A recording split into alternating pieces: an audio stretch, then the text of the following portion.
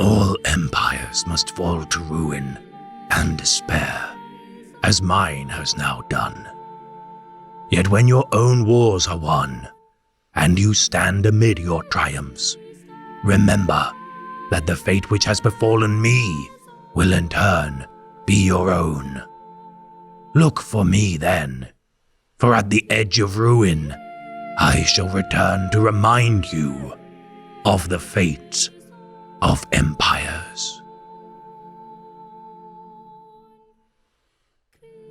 The battles of the Horus Heresy proved costly beyond measure. Billions perished and entire star systems fell to ruin as the War Master of Chaos continued his march to the throne world of Terra in order to install himself as the new monarch of a fell empire. Yet to achieve his ambition, many stalwart defenders of humanity must be cleared from his path. For despite his powerful benefactors, even the Lupercal knew that a select few of his brethren could prove capable of sundering his ambitions. For today, we shall elucidate the war within the fringes of space, which preyed upon the pride of the Sons of Caliban and their formidable liege. The war of angels and murderers. The Framas Crusade. Horus took the title of War Master, and it is a fitting one, for he excels at the subtle interplay of strength and weakness required for both generals and politicians. I do not bear such a fine title, for I have no skill at subtlety or compromise. When I fight, I hold nothing back. I kill and burn until nothing remains of the enemy. I care nothing for the consequences of victory, as long as I may grasp its bloody carcass briefly in my hands before the end. Horus would do well to remember this when he goes to Terra, seeking that gore-spattered trophy. Horus Lupercal, the most cherished son of the Imperium, had betrayed all vestiges of decency, loyalty, and honor during the opening stages of his rebellion. His own legion, the Sons of Horus, had culled the loyalist elements within their ranks, alongside the Emperor's children, World Eaters, and Death Guard. The loyalist counterattack of Istvan V had ended in disaster. The defection of the Iron Warriors, Night Lords, Word Bearers, and Alpha Legion further bolstering his war effort and annihilating several loyalist legions. Ferrus Manus, Primarch of the Iron Hands, had been slain. Vulcan of the Salamanders had been captured, and Corvus Corax had fled the devastation of the Dropsite Massacre. Each of their legions left in ruin, facing the amassed strength of 8 traitor legions. The Thousand Sons had been persecuted by the executioners of the Emperor, the Space Wolves, and following their bloody engagement, the Scions of Prospero had sided with the War Master's cause, unknowingly as a result of his own manipulations. 9 traitor legions stood against 6, the remaining loyalists too broken and bruised to stand in the way of the War Master's ambition. Yet in order to achieve victory, these staunch defenders of humanity must be fought piecemeal to prevent his own forces from suffering casualties. Ordering several of his kinsmen far and wide across the void of space to separate their forces prior to his first act of betrayal, Horus had orchestrated his opening gambit near flawlessly. Preserving his own men's safety and dispatching his allies to fight wars against their nemeses, Horus harnessed the bitterness and resentment of his brothers in order to facilitate his own ambitions. The Ultramarines, largest and most powerful of the legions, sat idle within the Calph system, yet the rituals and schemes of the Word-Bearers would prove crucial in trapping them within the eastern fringes of space. The Imperial Fists were already poised to face the traitor legions, yet in their haste had deployed a third of their strength, stranding them within the Phal system and incurring the guns of the Lord of Iron.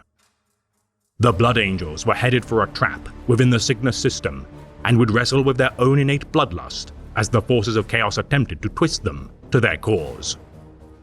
The White Scars busied themselves purging the greenskin hordes within the Chondak system, and had the potential of joining the rebellion should the Alpha Legion manage to use the wounded Space Wolves as the scapegoat perpetrators of heresy. Yet among all the Loyalist legions, one above all was reputed as the most merciless and staunch enforcers of his will, the Sons of the Lion. Tasked with exterminating the most fell entities of the Void from their inception, and revered as the example for all their kinsmen to follow, should the Dark Angels join the fray, they could threaten to stall the War Master's charge to Terra. Dutiful and noble of bearing, to combat such a powerful foe, the War Master chose warriors who resented such an open display of superiority and could harness their bitterness: the Night Lords. The Emperor's domain is held together by blood and fear. The blood of those that were fated to die, that it might be born. And the fear that more may be required to die in order to sustain it. Fear cannot hold if not renewed. And by this truth is my legion, the blade that holds together this fragile Imperium.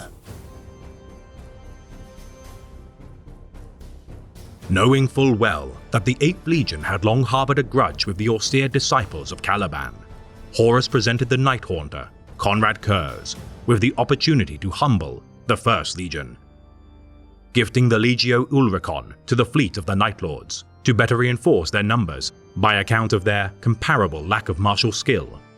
Despite the 8th Legion's greater numbers and reinforcements, they could never match the Dark Angels in an even fight. The forge worlds of Triplex Fal, Galacia, and Fool burned, these Mechanicum outposts crucial to supplying the Legion of Rogul Dawn, the Imperial Fists, now razed to the ground by the 8th Legion's fleet. Terrorizing the Imperial strongholds of the Heroldar and Framas sectors within the eastern fringe of the galaxy. Should these strategic flanks of the traitor advance be left open, they would invite disaster. Striking the Tithe Road and demanding the civilian populace of Sagualza as labor serfs to their legion, those who resisted were massacred, their survivors cast into the flaying pits. Constructing a citadel in praise to the Night Haunter from materials stolen from the carcass of Sagualza, the Night Lords pillaged neighboring worlds and allowed those who escaped their rampages to spread word of their deeds. Unwilling to allow such deplorable acts of slaughter to continue unopposed, the Lion of Caliban unleashed his legion against the Night Lords, unknowingly taking the bait of the War Master of Chaos. More than half of the Framas sector had been claimed by the orphaned sons of Nostramo, yet no longer would their actions go unpunished. The servants of the Forge Worlds of the Triplex defected to the Traitor Rebellion and began to follow the teachings of the Dark Mechanicus, whilst elements of the Legio Victorum fortified the world of Niren. Infighting spread among the ranks of the 8th, such as between the Dark Eyes and Boneless chapters, the lack of discipline causing many commanders of the Legion to abandon their objectives and fight independently as fragmented warbands. Before the Dark Angels had even intervened, cracks were emerging within the battle lines of the 8th Legion. For more than any legion, this anarchic band were not trained as soldiers, but rather murderers in combat regalia. Growing bored of the War Master's demands to keep Framas' infrastructure intact, the Night Lords commit atrocities and rampant acts of destruction to sate their degenerate whims. Arriving within the Framas sector during 008.M30, the Angels of Caliban descended upon Triplex Galatia, their 18 capital ships, aided by 100 escorts, utterly devastating the rabble of Dark Mechanicus vessels in orbit. Turning their guns on the Night Lord's heavy cruisers and frigates, the Dark Angels incapacitated the Shadow of Justice before the Lion himself boarded its hull with an entourage of Deathwing Terminators. Capturing several Night Lords and dragging them into the depths of the Invincible Reason for interrogation, the Lion appointed his elite Firewing to torture these degenerates for information.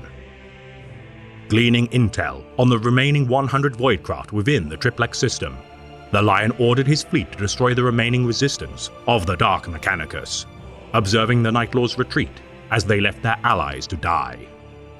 Liberating the Triplex system from the oppression of the 8th Legion, much work remained to be done.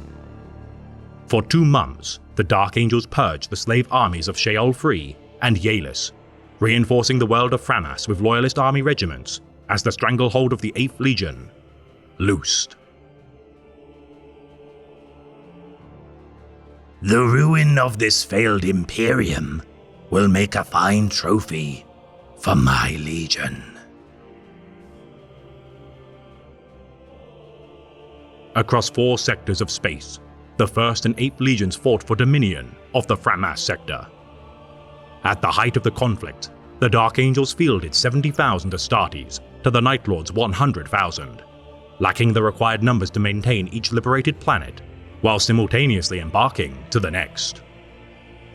Likewise, the Night Lords were also spread far too thin across such a vast expanse of space, resorting to guerrilla tactics whilst trying to pass the mania-laced orders of the volatile Night Haunter. Staging a counter-offensive on the world of Crucible, bordering the Framas and Triplex sectors, within the Garn system, the Night Lords allied with a detachment of the White Scars Legion, the Brotherhood of the Shattered Shield. Unaware of the deceptions orchestrated by the War Master of Chaos, the 5th Legionaries under the command of Genjin Khan fought the Loyalist defenders with great martial skill, yet allowed for the retreat of their wounded. Assembling the entire combined might of his available legion, Kurz launched simultaneous attacks on a dozen worlds of the system, targeting the Dark Angels' fortified positions.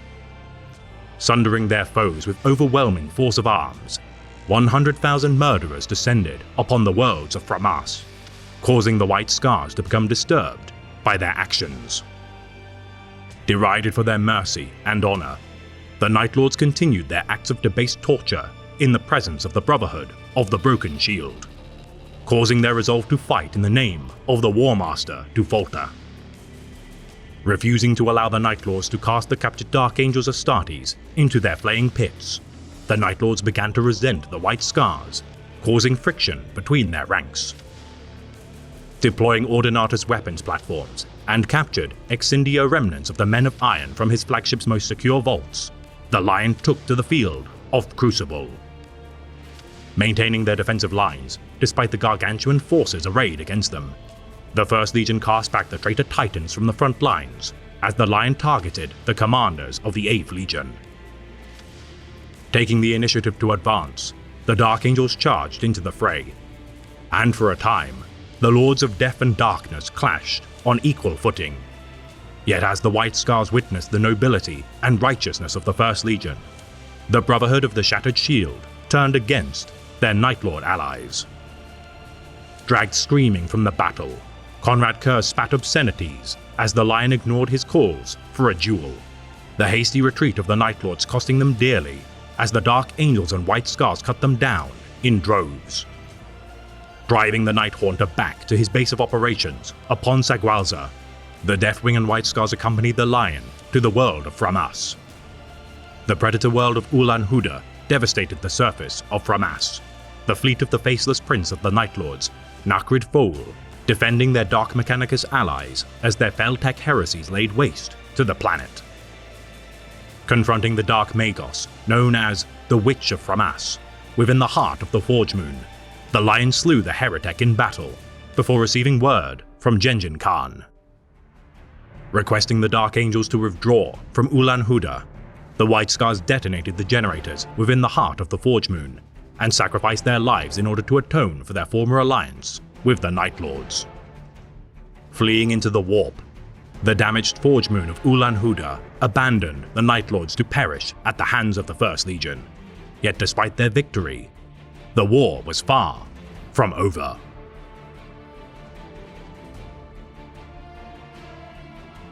Warriors such as those of the Legiones Astartes are not bound by the petty ambitions of lesser men. We were made to conquer and to rule, and any lord who would chain us in servitude of such a paltry goal as peace is unworthy of our loyalty. For us, there can be only war. 2 years of fighting had resulted in countless grueling skirmishes, reaping casualties on both sides.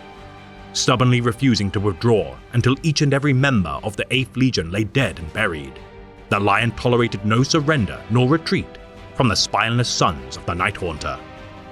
Yet as the campaign protracted, a strange turn of events piqued the interest of the Lord of the First. Receiving coordinates from a deep void beacon left by the Night Haunter, the Dark Angel's Outrider vessels relayed the Night Lord's Primarch's request to parley on the world of Sagwalza. Accepting the call for a ceasefire, the two Primarchs met upon the surface of the planet, two of their most trusted champions joining their liege lords for the negotiations. By the side of the Lion stood Paladin Corswain, his Seneschal, and Master Alahos, the Master of the Ninth Order. By Kurz stood First Captain Jago Sevatarian and his equerry, Captain Sheng. Attempting to convince the Lion to join Horus's rebellion, the Night Haunter's methods of manipulation and mind games proved insufficient in breaking the resolve of the Lion, the meeting henceforth swiftly devolving into slander and insults. Striking Kurz with a clenched fist, the Lion put an end to the parley, each son of the Emperor's forces mobilizing with haste as their honor guards dueled. Harnessing his repressed talents as a psyker, Sevatar slew Master Alahos as the Primarchs brawled, the now outnumbered Corswain remaining calm as he defended himself. Witnessing the Night Haunter throttling the Lion with both hands, Corswain leapt into action and aided his Genesire, driving his sword into the back of Conrad Kurz and saving his own Primarch's life. With the incapacitation of the Night Haunter, both legions hurled themselves into the fray, both in turn dragging their Genesires from the battle as chaos erupted around them. The stalemate could not continue any longer, as the two legions fought for supremacy of the Aegis subsector, each legion's Astartes invigorated with a need to avenge the slights and wounds incurred by their masters, as the war escalated once more. Incensed by the temerity of his brother, Lionel Johnson harnessed his anger as fuel for his strategic mind and meticulously planned an ambush against the Night Lord's fleet. Upon the world of Sheol 9, the final decisive battle waged, the Night Lords committing every last resource to defend the planet as the Lion began to harness the abilities of his recently acquired Tucholcha warp engine. Suddenly transporting 300 capital ships within close proximity of the Night Lord's fleet, the Tucholcha's ability to accelerate the Legion's warp jumps to near instantaneous speeds proved invaluable. Annihilating the Night Lord's fleet, few escaped the guns of the amassed strength of such ancient and battle-honed Goliaths of war. Bludgeoning their enemies with near careless abandon, the First Legion tore through the amassed strength of the Eighth, destroying countless Voidcraft as their Firewing boarding parties infiltrated the flagship of the Night Haunter, Nightfall, before its escape into the warp. As his forces utterly annihilated the Legio Ulricon ships, spilling their now useless titans into the void of space, the Lion faced Kurz once again in single combat on the surface of Sheol 9. Mortally wounding Conrad with the Lion's sword, his elite Atramentar honor guard clamored to save their liege. Reeling from the assault, the majority of the Night Lord fleet fled from the battle, having already lost a quarter of their Voidcraft. Assuming temporary command of the Legion, First Captain Sevatar reorganized the now beleaguered Chiroptera advisors of the Legion, purging those who diverged with his own objectives. Regrouping in orbit of the Star of Katesh, Sevatar led a desperate infiltration of the Lion's flagship, the Invincible Reason. Recovering from his wounds enough to once again face the Lord of the First, Conrad Kurz accompanied his elite Atramentar honor guard as they invaded the immense Voidcraft. The Night Haunter dueled the Lion once more, losing many of his Terminator-clad warriors as the Dark Angels repelled their suicidal advance. Fleeing from the killing blow of the Lion, Kurz left his men to die or be captured as the Dark Angels rounded up the remaining dregs of the 8th Legion. While the Night Haunter stalked the dark corners of the immense Gloriana-class battleship, the survivors of his honor guard languished within the cells of the brig. Hunting the Night Haunter for months without success, given time, the Sons of Nostramo would eventually escape their confinement, yet forever feel the wounds inflicted on their ego. The war was finally over, the overconfidence of the Night Lords punished to the extreme by the stoic warriors of Caliban.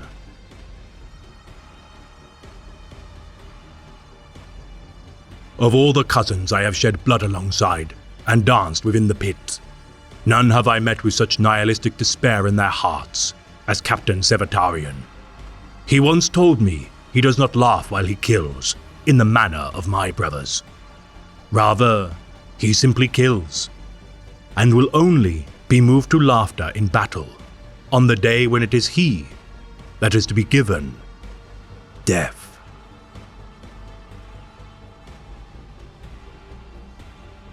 For 3 years, the Framas Crusade had waged, the blood of lords of night and darkness soaking the soil of its worlds. Over 25,000 Night Lords have been slain, despite their larger numbers, yet their perfidy had seen to the death of millions of civilians and the destruction of both the Legio Ulricon and Brotherhood of the Shattered Shield. The Dark Angels had incurred losses, but were by no means blunted, yet the objective of the War Master had regardless been successful. The Sons of the Lion had been distracted from the forefront of the campaign. Due to the intervention of the Wordbearers Legion and their summoning of the Ruin Storm, the amassed strength of the Dark Angels would never join the cataclysmic final battle of the Heresy. Their next 5 years of toil misplaced, as the Walls of Terror cried out for salvation. The Lion's most trusted advisor stewed in his exile upon Caliban, receiving no word for why his liege had not returned to his side, as he continued his studies of fell tomes on the nature of chaos. The Dark Angels had won the battle, yet lost the war, the slow corruption of their soon-to-be-fallen kinsmen rising to a fever pitch until their final return voyage to Caliban. Despite losing the battle, the Night Lords continued to persist as they retreated and regrouped within the eastern fringe of the galaxy. Their Primarch confined within the Invincible Reason, biding his time until he could once again wreak havoc upon the innocents of the Imperium. Whilst the Dark Angels voyaged to their next destination of Ultramar, the Night Lord survivors of Framas commit acts of genocide and terror across the outposts of the Eastern Fringe, their nihilistic impulses heightened with the lack of leadership from their Primarch. Framas had forever scarred the collective psyche of the Night Lords, and much of their future would remain tied to the site of their greatest defeat. The planet of Sagualza, destined to one day become the final lair and resting place of the Night Haunter. The 8th Legion could never recover from the Framas Crusade, yet many of their number rode out to join the War Master's final assault of terror, as a final act of defiance against their false emperor. Those that survived the Great Civil War fragmented into petty warbands of raiders and plunderers, orphaned with the death of their Primarch and eternally broken by the valiant 1st Legion. More willing pawns for the War Master's failed ambitions, whose violent tendencies and bankrupt morals sowed only misery and suffering to friend and foe alike.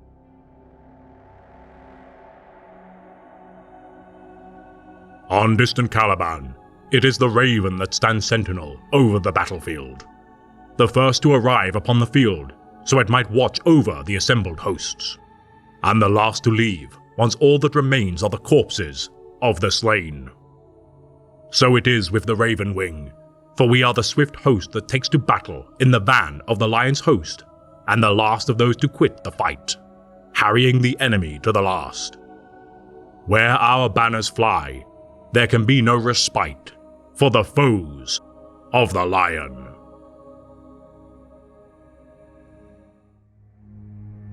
This has been a tale of the Great Imperium of Man, read by the Remembrancer.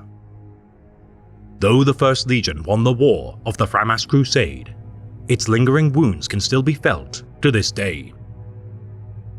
Discipline, duty, and order would be the crowning virtues which won the day for the Lion of Caliban.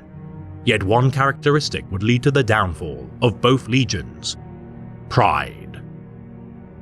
There shall be times in your own life where what is righteous and true can cloud your judgment, for the decisions you make are all made in service to a larger goal. Retaining a cool head is crucial during the most hectic and dangerous conflicts you shall face. So be mindful of not falling to the alluring vice of indignation and fury. For not all battles must be won to achieve victory, and some victories are far too costly when one at the altar of pride.